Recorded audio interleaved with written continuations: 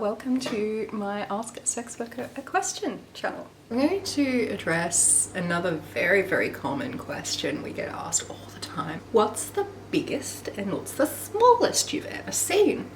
Well, to paint a little bit of a picture, the largest I've seen, this is not at all a joke, quite easily. We literally put it up against my arm and same deal.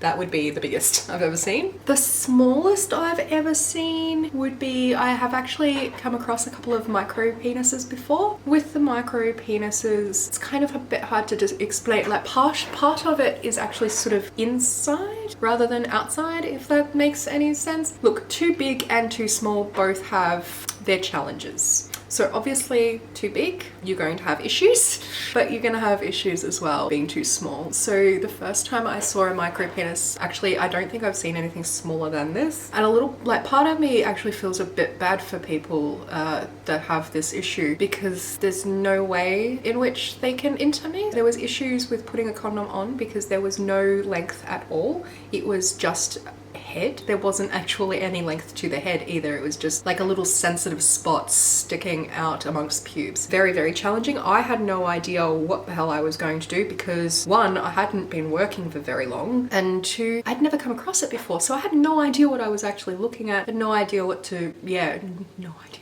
The client himself as well was obviously very sensitive about it, and just, I'm sorry about everything. It's like, it's not your fault, sweetheart, it's totally fine. In the end, what we ended up doing was a lot of fun with lube, which is always fun. I like lube, I'm a big fan. We ended up using a Dental Dam, a whole heap of lube, and just went with that option. We had a lot of fun together. Yeah, it was very challenging, and like I said, it sucks to be either too big or too small, let's face it. Like I said, both have challenges. Obviously different ways to overcome those challenges.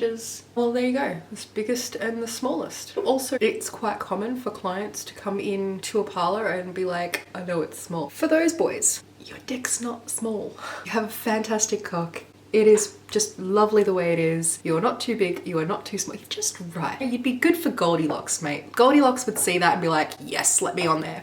Not once have I ever had a client who actually had a small penis worry that they have a small penis. They know, they don't have to ask me. So if you've been to a sex worker and have been like, oh, I know it's probably pretty small, chances are you have an average too big cock, most likely. If you want a second opinion on that, come on down. But for the most part, yeah, a lot of guys worry unnecessarily about their size and whether or not it's too small, too big. You watch too much porn, sorry. You're all worrying for nothing, and yeah.